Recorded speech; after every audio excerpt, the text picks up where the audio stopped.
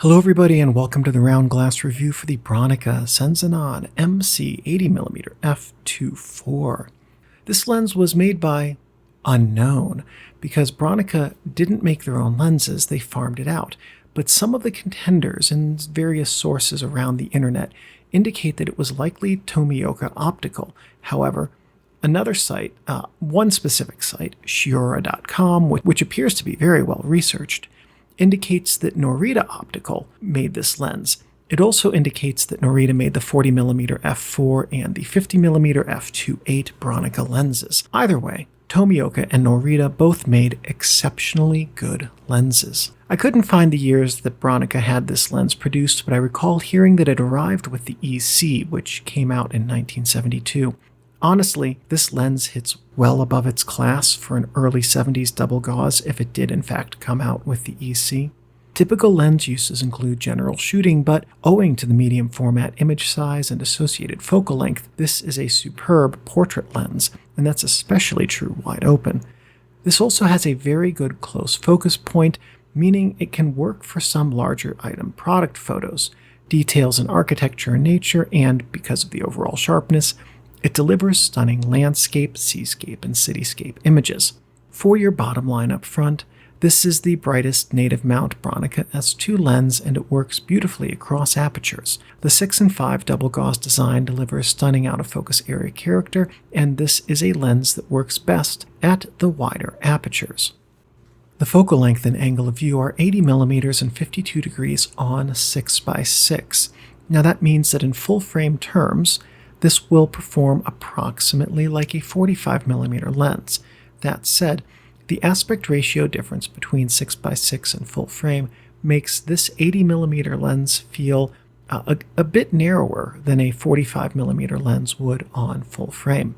The aperture range is 2.4 to 22, element and group count are 6 and 5, the design type is double gauze, filter size is 67mm, closest focus, and this is based on the focusing helical, that is a removable part of the Bronica S system, is 0.6 meters. And in the US, that's the average width of a grocery store aisle when you're trying to squeeze past a Karen who is ignoring the cart she left in the middle of it.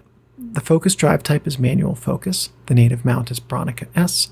The dimensions are 82mm by 54mm, and the weight is 300 grams without the focusing helicoid, closer to 500 grams with it.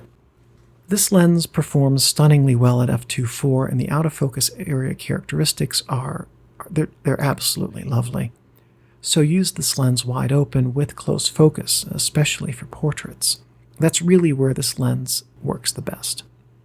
My next tip is that this lens is sharp and performs well to the point of being nearly sterile sometimes. There's not a lot of the lens imparting its own character into images that you take with it. If what you want is sharpness and smooth out-of-focus areas, well, this lens is going to be a great option.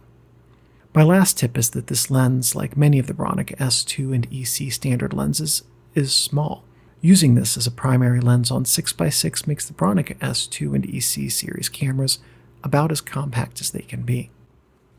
This is a pretty standard double gauze design, though due to the speed and focal length it creates stunning out-of-focus area characteristics. The previous standard lenses to this were the Nikkor P and Nikkor PC 5-element Xenotar type lenses. Xenotars can deliver stunning, beyond expectation, stunning sharpness, but they don't have as pleasant of a blurry area character as this lens does. In moving from the Xenotar to this double gauze lens design type, Bronica elected to sacrifice some very minor amount of sharpness in favor of having a far more pleasing overall image character. This lens does that, and it does so in a compact form. As a photographer's lens, this 80mm f2.4 really checks every important box too, which is to say, great out-of-focus areas, good speed, and highly usable image quality from wide open to at least f16. Also, if you're interested in a bit of design why too, pause this video here as the content on the diagram slide is much more in-depth regarding why a lens designer may make certain choices in picking different types of lens systems and different design approaches. Sharpness is exceptional, and it delivers great results across the image area. The lens is sharp enough to allow cropping, but using images without cropping, most of the images in this video fit that bill by the way, will let this lens really show off. Build quality is excellent in keeping with the all-metal build and overall construction quality of mid-70s-ish professional lenses. Contrast is a hair stronger than on many lenses, even wide open, and that translates fairly well into the way the lens renders on film. Shadow detail does get lost pretty quickly, and high contrast films will exacerbate this. Film stocks that retain shadow detail well, like Acros 2 and T-Max 100 as two examples, will deliver shadows, but they can still clip them to an extent.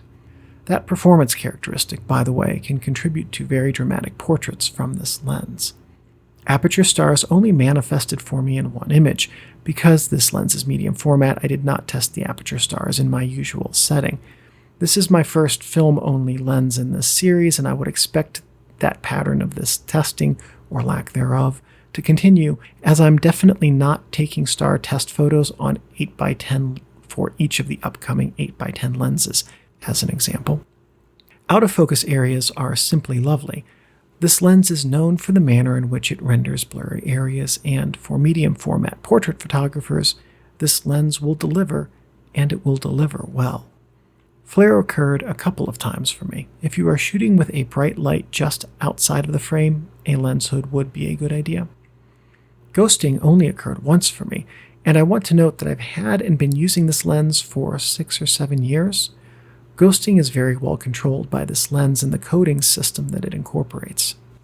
The balance with Bronica S2A cameras is good, and this lens, being not much bigger than the 75mm Nikkors, feels good and balanced on the S2A. To me, the little 5-element Nikkor Heliar lenses always felt just a hair light.